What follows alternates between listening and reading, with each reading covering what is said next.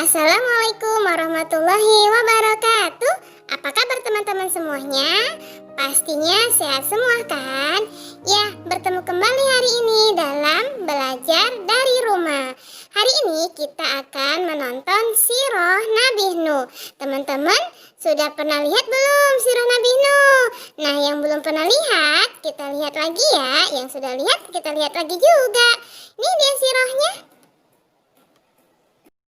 Salam.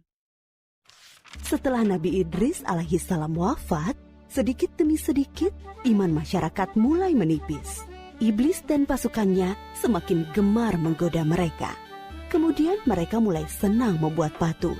Mereka membuat patung untuk menghormati para pahlawan, leluhur, tokoh-tokoh yang sudah mati.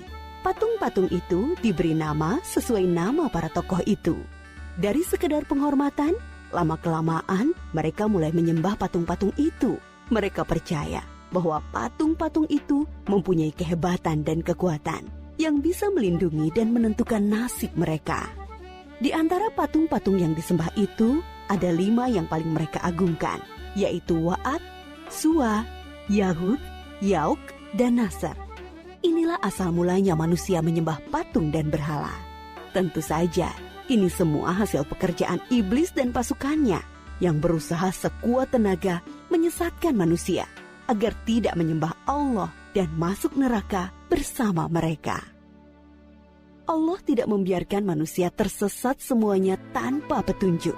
Maka Allah memilih Nuh alaihissalam untuk mengingatkan kaumnya agar mereka meninggalkan penyembahan dan berhala dan kembali menyembah Allah subhanahu wa ta'ala.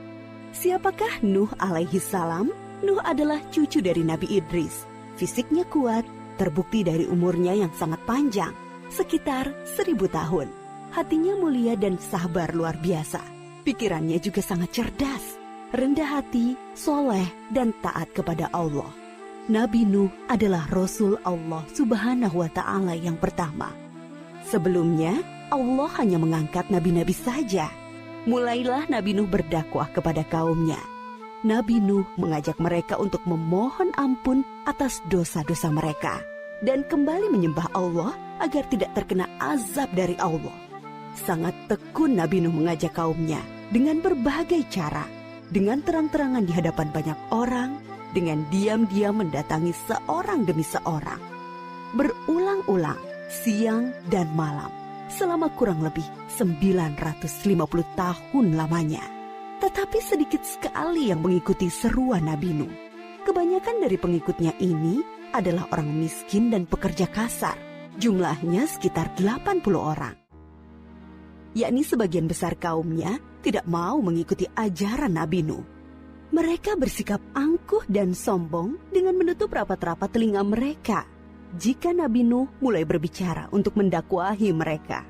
Bahkan mereka menantang Nabi Nuh agar mendatangkan azab yang diancamkan oleh Allah subhanahu wa ta'ala. Nuh, sudahlah, berhenti bicara. Percuma, kami tidak akan percaya. Sekarang begini saja, datangkan azab itu pada kami jika kau memang benar. Kami yakin tidak akan ada azab yang menimpa kami karena kelakuan kami. Kau hanya berdusta. Nabi Nuh mengadu kepada Allah tentang pembangkangan kaumnya yang keterlaluan. Allah berfirman bahwa memang pengikut Nabi Nuh tidak akan bertambah. Hanya 80 orang itu saja. Selebihnya mereka semua tidak akan beriman karena mereka sudah sangat sesat. Setelah jelas ketetapan Allah bahwa orang-orang itu tidak akan beriman, maka Nabi Nuh memohon kepada Allah. Tuhanku, musnahkanlah seluruh orang durhaka itu dari muka bumi. Mereka hanya membuat kerusakan dan melahirkan anak-anak yang durhaka. Kemudian Allah memerintahkan Nabi Nuh untuk membuat kapal yang besar. Pada masa itu ilmu perkapalan belum berkembang dengan baik. Allah mengajarkan ilmu itu kepada Nabi Nuh. Maka Nabi Nuh bersama pengikutnya membuat kapal besar terbuat dari kayu. Kayu itu didapati dari pohon-pohon di hutan di sekitar mereka. Ejekan kaum Nabi Nuh semakin menjadi-jadi. Melihat pembuatan kapal itu terasa aneh bagi mereka. Apalagi mereka tinggal jauh dari laut. Lihatlah, terbukti bahwa Nuh gila. Apa itu? Bikin kapal ya? Untuk berlayar di hutan? Nabi Nuh dan pengikutnya bersabar dan tetap tekun menyelesaikan kapal itu. Akhirnya kapal besar itu selesai. Inilah kapal besar pertama yang dibuat oleh manusia. Kemudian Allah memerintahkan untuk mengumpulkan binatang-binatang sepasang-sepasang, jantan dan betina. Semua diangkut ke dalam kapal bersama orang-orang beriman. Semua keluarga Nabi Nuh, termasuk yang diangkut ke dalam kapal, kecuali istri dan salah satu anaknya, Kan'an. Mereka tidak mau masuk ke dalam kapal. Mereka tidak beriman dan termasuk orang durhaka. Sementara itu, langit menjadi gelap. Angin bertiup kencang, petir menggelegar. Hujan turun sangat lebat. Dari dalam tanah memancar air yang semakin deras. Juga dari dalam rumah-rumah penduduk, dari dapur-dapur mereka. Dengan cepat, air membanjiri bumi. Makin lama makin tinggi, menenggelamkan rumah, pohon-pohon, dan tentu saja orang-orang di luar kapal Nabi Nuh. Ketika Nabi Nuh melihat sekelilingnya dari atas, tampak putranya, Kan'an, sedang menyelamatkan diri dari banjir. Karena kasih sayangnya kepada anaknya, Nabi Nuh berseru, Anakku sayang, masuklah ke dalam kapal ini. Tidak ada yang bisa selamat dari azab ini kecuali yang berada di dalam kapal. Tidak ayah, aku akan memanjat bukit yang tinggi. Pasti aku akan selamat. Tiba-tiba datang gelombang besar dan Kan'an tidak terlihat lagi. Dia termasuk yang dibinasakan. Nabi Nuh sangat sedih, tetapi beliau menerima keputusan Allah. Di dalam kapal, Nabi Nuh bertasbih, memohon ampun dan berdoa tidak henti-hentinya bersama orang-orang beriman.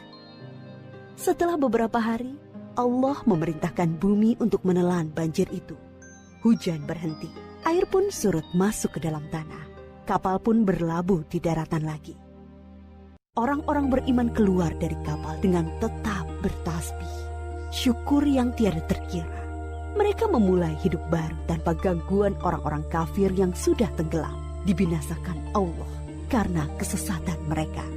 Kisah Nabi Nuh memberikan kita pelajaran bahwa durhaka kepada Allah dan tidak patuh kepada Rasul utusannya membuat manusia ditimpa azab di dunia ini maupun di akhirat.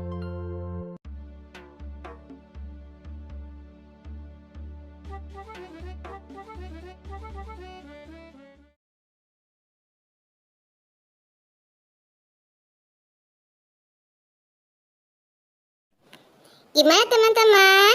Sudah lihat kan sirahnya? Semoga kita bisa mengambil ibroh dari kisah Nabi Nuh tersebut dan kita menjadi orang yang bertakwa kepada Allah Subhanahu wa taala. Amin ya rabbal alamin. Udah dulu ya. Assalamualaikum warahmatullahi wabarakatuh.